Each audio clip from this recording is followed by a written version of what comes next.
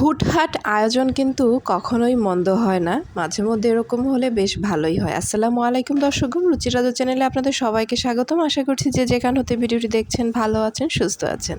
অনেকদিন ধরেই ভাবছিলাম একটু ইলিশ মাছ কিনবো, কিন্তু চাঁদপুর যাওয়া হচ্ছিল না, বা চাঁদপুরের বাইরে কোনো জায়গা থেকে অথেন্টিক ইলিশ মাছ যে পাবো ম্যাগনারটা, তারও কোনো গ্যারান্টি না থাকায় আর কেনাকাটাই হয়নি। তারপরেও হুট করে একদিন সন্ধ্যায় স্বপ্নের আউটলেটে দেখলাম, দেখে একটু বেশ ভালোই মনে হলো।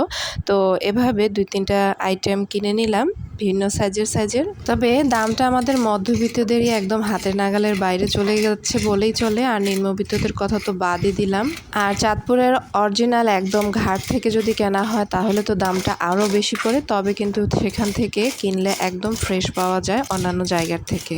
তো কেমন হবে এই খুঁতখুঁতি থেকেও কিন্তু কিনে ফেললাম। তারপরও আলহামদুলিল্লাহ যখন রান্না করলাম খুব একটা খারাপ লাগেনি। তবে একদম ফ্রেশ অবস্থায় যেমন স্বাদটা পাওয়া যায় তা কিন্তু পাওয়া যায়নি। তারপরও যা হয়েছে আলহামদুলিল্লাহ। তো আজকে সন্ধ্যার জন্য ছোট সাইজের যে দুটো মাছ ছিল সেই দুটো আইটেমটাই আমরা এখানে রান্না করে নিলাম।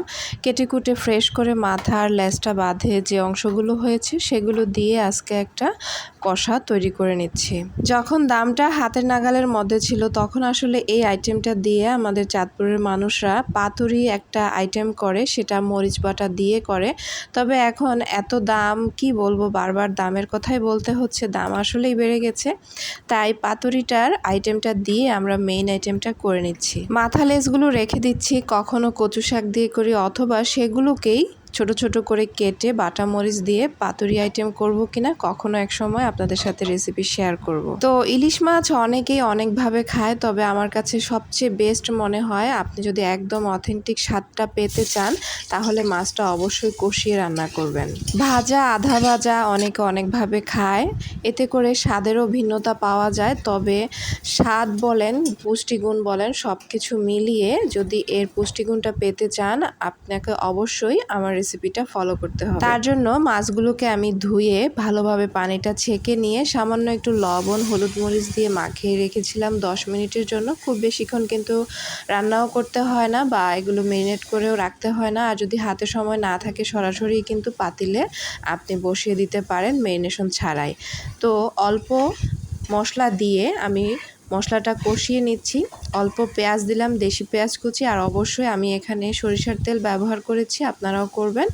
এর মধ্যে অল্প পরিমাণে আমি এখানে 1 কেজি মাছ হবে, তার জন্য 1.5 চা চামচ রসুন বাটা, 1 চা চামচ জিরা বাটা, আর আপনাদের স্বাদ অনুযায়ী হলুদ আর মরিচের কম্বিনেশনটা দিয়ে নেবেন।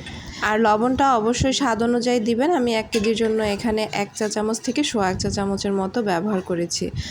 তবে যাই করি না কেন ইলিশ মাছ হতে কিন্তু খুব বেশি সময় লাগে না। আর মশলাটাকে অবশ্যই মিডিয়াম হিটে 3-4 মিনিটের মতো কষিয়ে নিতে হবে, অল্প অল্প করে পানি দিয়ে।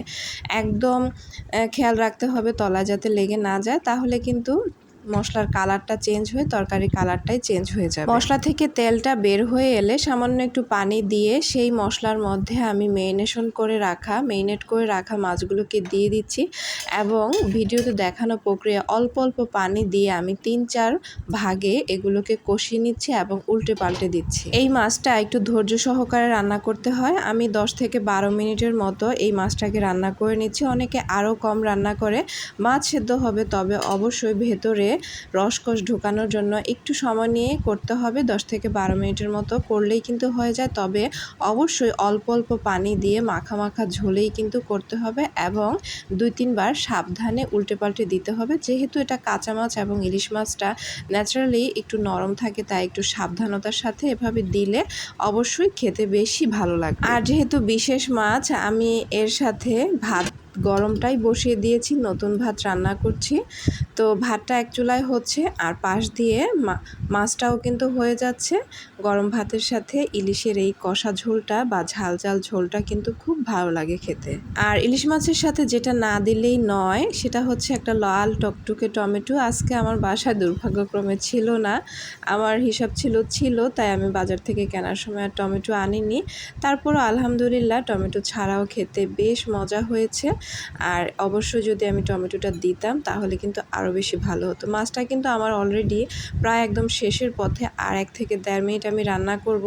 দেখতেই পাচ্ছেন সম্পূর্ণ ভিডিওটাতেই কিন্তু আমি খুব বেশি পানিতে বা ঝোলে কিন্তু রান্না করিনি। গায়ের সাথে লেগে লেগে থাকে এই অবস্থায় এরকম মাখা মাখা ঝোল দিয়ে কিন্তু আমি রান্না করে মাখা মাখা একটা ঝোল তৈরি করেছি। আর নামানোর লাস্ট মুহূর্তে 1 মিনিট আগে আমি কয়েকটা মরিচের ফালি দিয়ে দিয়েছি, যাতে করে একটা বিশেষ ফ্লেভার আসে এবং খেতেও কিন্তু ভালো লাগবে। এবং যেহেতু অল্প মশলায় আমি রান্না করছি এবং অল্প ঝোলে রান্না করছি, অবশ্যই এই রান্নাটা ফার্স্ট টু লাস্ট মিডিয়াম হিটে রান্না করতে হবে, না হয় কিন্তু তলায় লেগে যাবে, মাছের লেয়ারটা ভেঙে যাবে, দেখতে অসুন্দর লাগবে এবং খেতেও কিন্তু ভালো লাগবে না। তা আমার যে ঝোল, এই ঝোলের গ্রেভিনেসটা আপনারা দেখেই কিন্তু বুঝতে পারছেন কতটা ঘনত্ব আমি করেছি।